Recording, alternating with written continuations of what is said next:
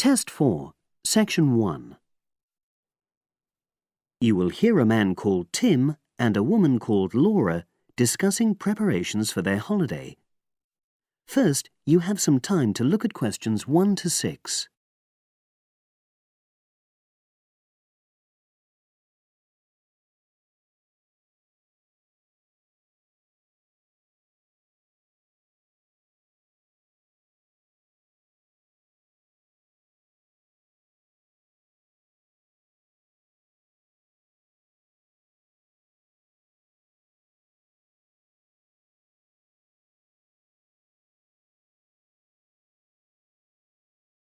You will see that there is an example which has been done for you. On this occasion only, the conversation relating to this will be played first. Our plane tickets arrived this morning. It reminded me how much there is to do before we go. Let's write everything down, shall we, so we don't forget anything? Yes. And last time we went away, we almost forgot to collect our currency from the bank. So let's start with that. Laura says that they should collect their currency, so currency has been written in the space. Now we shall begin. You should answer the questions as you listen, because you will not hear the recording a second time. Listen carefully and answer questions 1 to 6. Our plane tickets arrived this morning. It reminded me how much there is to do before we go. Let's write everything down, shall we, so we don't forget anything? Yes. And last time we went away, we almost forgot to collect our currency from the bank. So let's start with that. Good thinking. And wasn't there an appointment you said you'd got to cancel? Yes, the hairdresser. Thanks for reminding me. Can you write that down too? The shop will be closed now, but I'll do it first thing on Monday. OK. Then starting on Tuesday, we've got to take the tablets we got from the pharmacy. We really mustn't forget to do that. We're not protected against malaria till we've been taking them for at least 7 days. No, so that's really important. And what about shopping? There's still a few things we've got to buy the next time we're in town. We need some more sunblock, don't we? We've only got that Factor 10 stuff. It won't be strong enough. I've already bought that. But what we do still need to get is sunglasses. The ones I've got aren't good enough, and I don't think yours are either. OK, I've noted that down. And I think I'm going to get another bag too, just a small one. We always seem to come back with more things than we take. Should we get an extra lock for our suitcase as well, just in case the one we've got breaks? They don't seem to last long. Yes, they are a bit flimsy. OK, right. Oh yes, and we need an adapter for our electrical things, your hairdryer and my shaver. The plugs on them are bound to be the wrong type. We could get one at the airport. They always have them there. Well, I'd rather get it beforehand, so I'm writing it down. And then I think that's it, isn't it? I think so, as far as shopping's concerned. But we also need to order a taxi to take us to the airport. We should do that well in advance. My sister left it too late and she had to take the train with that huge suitcase of hers. I know, she really struggled with it. Before you hear the rest of the conversation, you have some time to look at questions 7 to 10.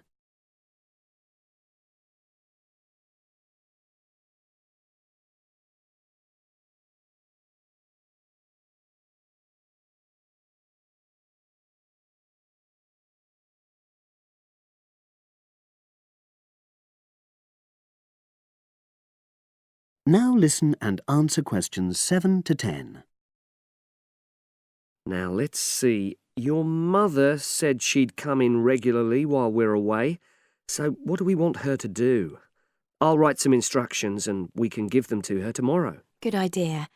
Well, the cat's the main thing. OK. Feed the cat. We ought to leave her the vet's details as well, just in case there's a problem. Yes. Have you got them handy? Hang on, I'm just looking. Yes, his name's Colin Jeffrey. Is that spelt with a G? Actually, it's Jeffrey.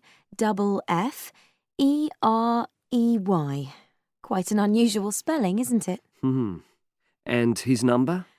077 594 128. It's a mobile. OK. And you should write down where it is.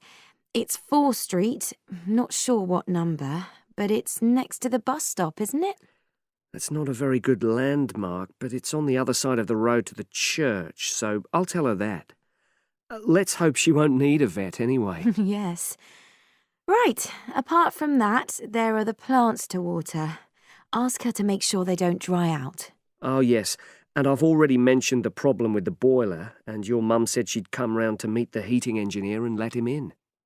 Yes, it's a lot for her to do, but we really need to get the problem sorted out. And the earliest date I could get an appointment was April the 30th. Isn't it the day after we go? Yes, we leave on the 29th, and she'll have to hang around till the job's finished. Oh, well, she won't mind, I'm sure. She likes helping people out. Yes, she does. OK. That's it then, I think. Unless you can think of anything else. Not at the moment. Leave the list there and I'll add to it. That is the end of section 1. You now have half a minute to check your answers.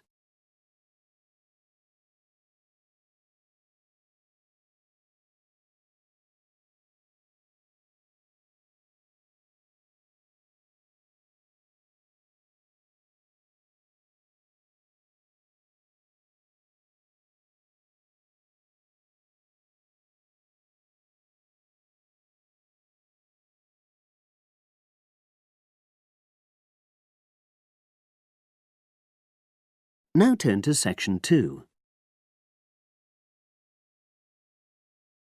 Test 4, section 2. You will hear a talk on local radio about a short film festival in the town of Adbourne.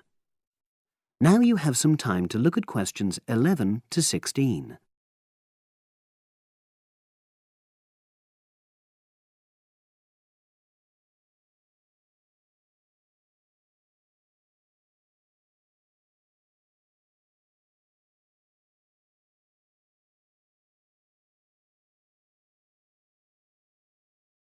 Now listen and answer questions 11 to 16.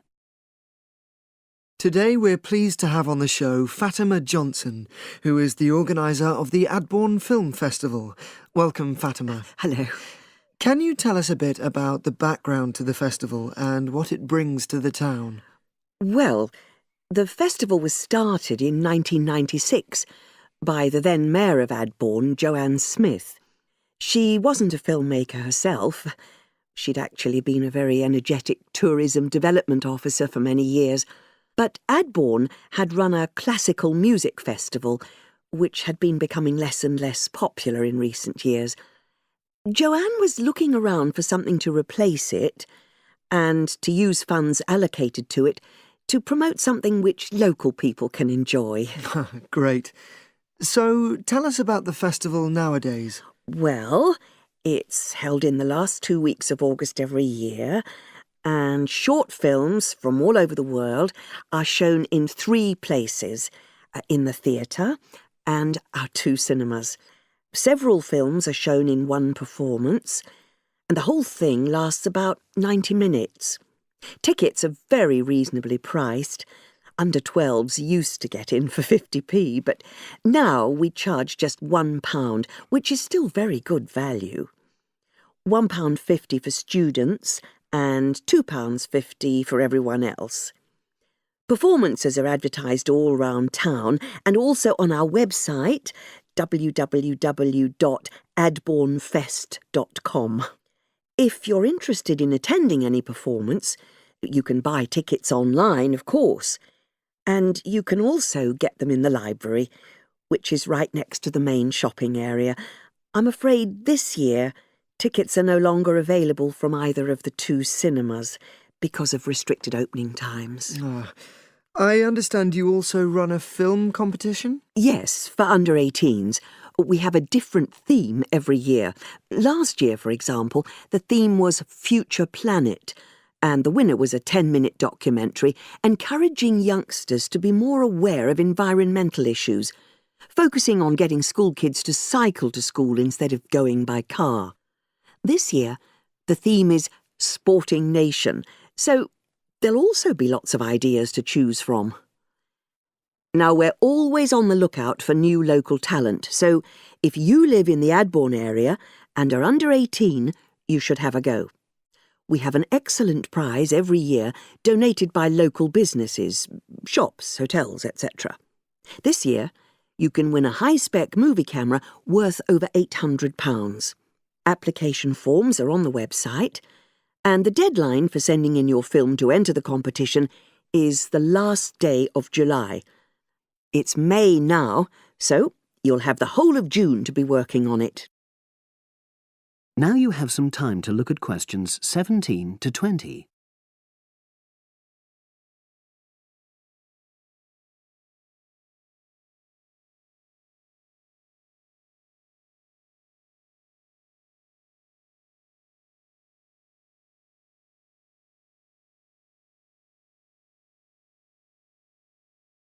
Now listen and answer questions 17 to 20. And what are the judges looking for? Well, although we choose very topical issues like the environment, we're not looking for propaganda, trying to get people to do something. Instead, we're looking for a new angle, a fresh way of looking at a theme. And of course, because it's a short film festival, it's not really about a fully worked story with well-rounded characters. It's more about good photography, conveying things visually. And who judges the films? A panel of 3 people who know a lot about film. We've used the same judges for many years, and we're very happy with their expertise. One thing we probably will change next year, though, is we want to add another class and another prize for older filmmakers. We'll keep it at a maximum of 10 minutes, though. The length works well for our festival. We also want to use different venues for the film shows, such as community centres and at least one school. It might make performances more accessible to a wider audience. We did explore the possibility of having late-night showings, but that's unlikely to happen in the coming year. So, as I say, if anyone's interested in submitting a film for our competition, go onto our website and you'll be able to access everything. That is the end of section 2. You now have half a minute to check your answers.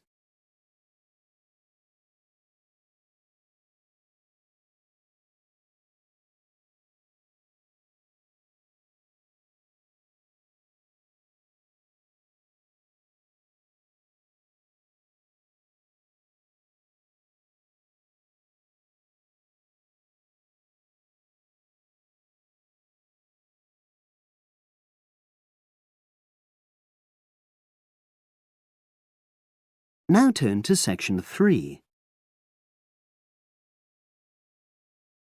Test 4, section 3. You will hear 2 undergraduates doing a research methods course. A girl called Leela and a boy called Jake having a seminar with their tutor. Now you have some time to look at questions 21 to 24.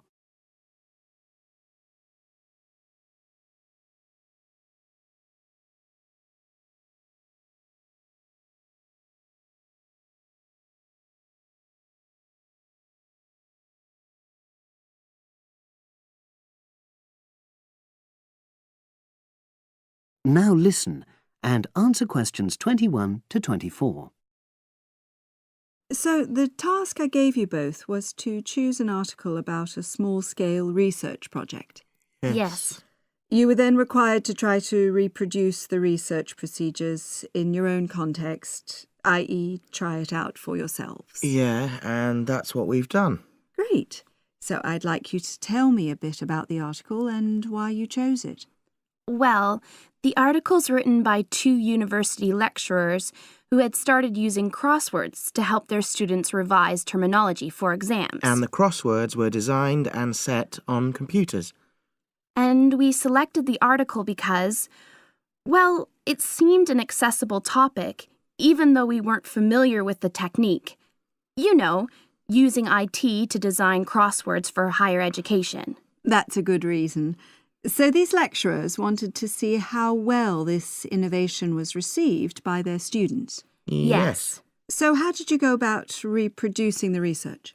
Well, we drew up a list of terms from one of our own modules and designed a crossword for revising these terms. Then we asked our classmates to try out the crossword and give us feedback, their opinions on how they felt about using the technique. Was it easy to find participants? It wasn't easy at first, but then we convinced them that by taking part in the research, they were actually benefiting themselves by preparing for an exam which is coming up later this term. And it worked. Good. So how did you find out what the students thought about doing the crosswords? A questionnaire. The original article used a 2-page long questionnaire. There were lots of excellent questions on it, but the whole section on difficulties using IT is now obsolete. Old-fashioned even though it had only been written a couple of years ago. So you designed a shorter version? Yeah. Then we sent it to the 40 students by email and got 28 replies. I was taken aback by the fact that everybody we talked to thought this was a good return.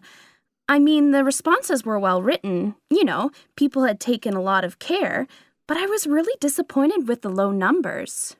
Yes, an important lesson to learn for an apprentice researcher. Yeah. Now you have some time to look at questions 25 to 30.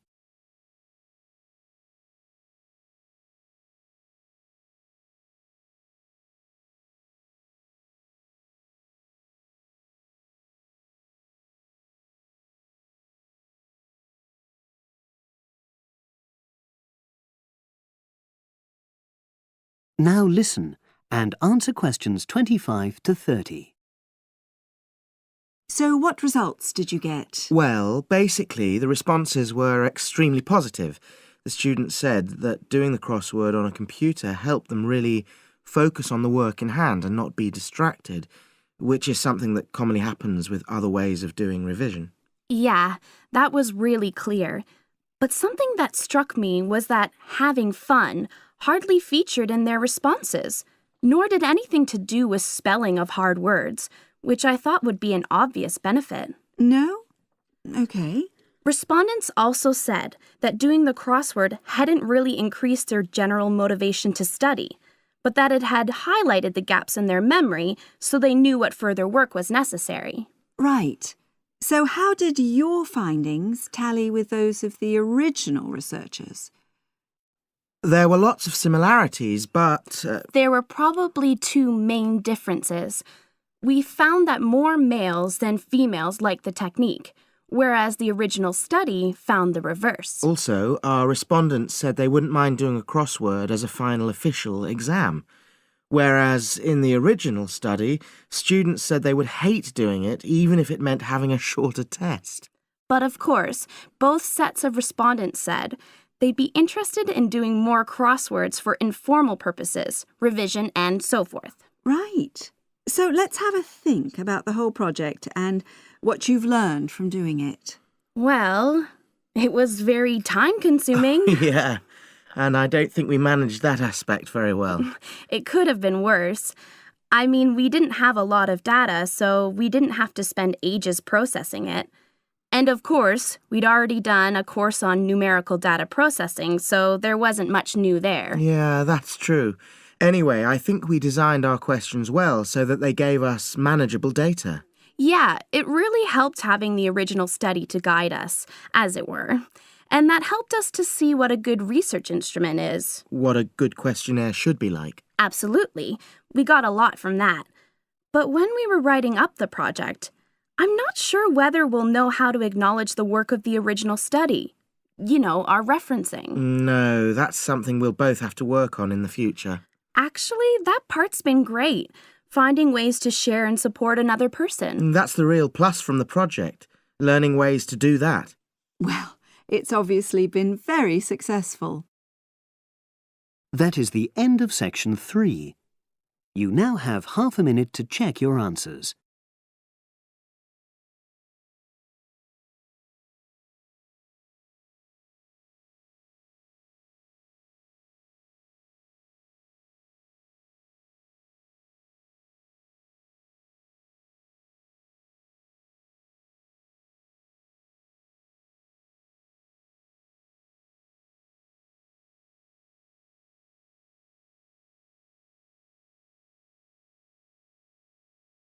Now turn to Section 4. Test 4, Section 4. You will hear a postgraduate psychology student talking to other students about a job satisfaction study he has investigated. Before you listen, you have some time to look at questions 31 to 40.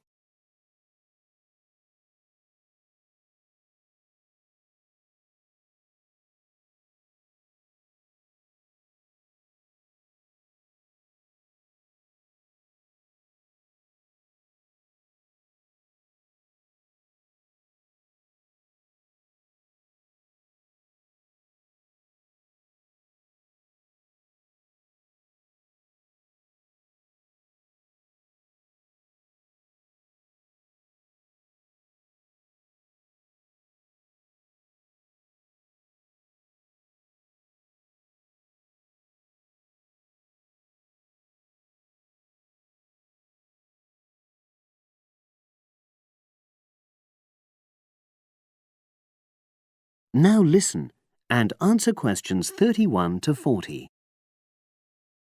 Good morning, everyone. For my presentation today, I'm going to report on an assignment that I did recently. My brief was to analyze the methods used in a small study about job satisfaction, and then to make recommendations for future studies of a similar kind. The study that I looked at had investigated the relationship between differences in gender and differences in working hours and levels of job satisfaction amongst workers. For this purpose, employees at a call center had been asked to complete a questionnaire about their work. I'll summarize the findings of that study briefly now.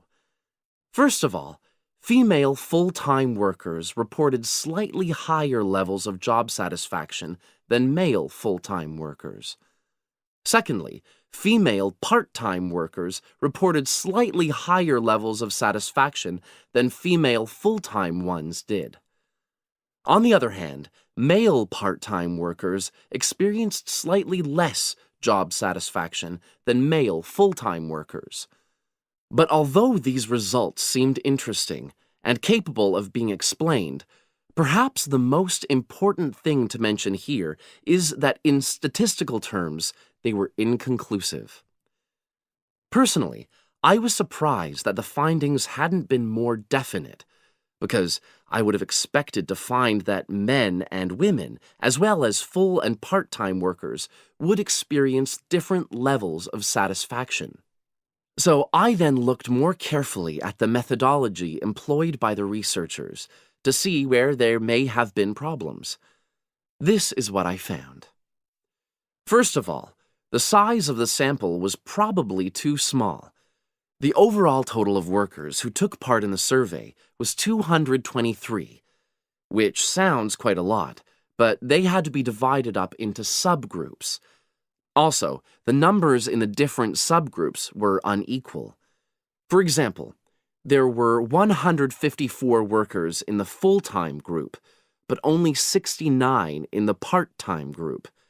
And amongst this part-time group, only 10 were male, compared to 59 who were female. Secondly, although quite a large number of people had been asked to take part in the survey, the response was disappointingly low. A lot of them just ignored the invitation. And workers who did respond may have differed in important respects from those who didn't. Thirdly, as the questionnaires had been posted to the call center for distribution, the researchers had had very limited control over the conditions in which participants completed them. For instance, their responses to questions may have been influenced by the views of their colleagues. All these problems may have biased the results.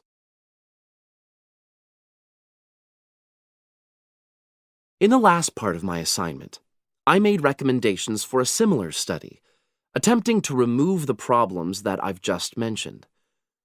Firstly, a much larger sample should be targeted, and care should be taken to ensure that equal numbers of both genders and both full and part-time workers are surveyed. Secondly, The researchers should ensure that they are present to administer the questionnaires to the workers themselves.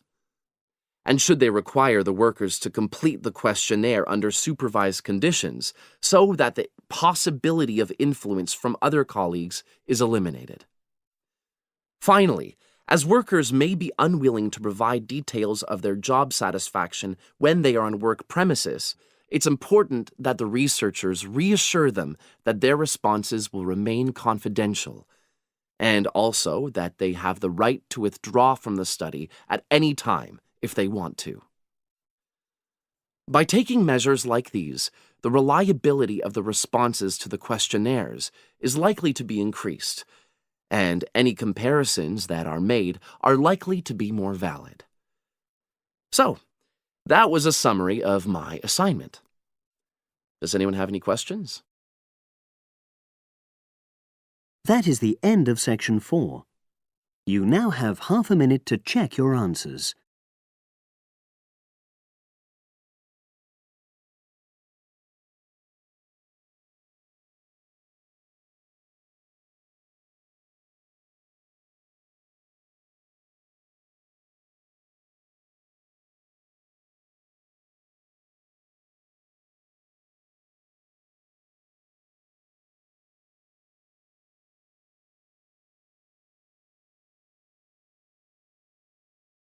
That is the end of the listening test. You now have 10 minutes to transfer your answers to the separate answer sheet.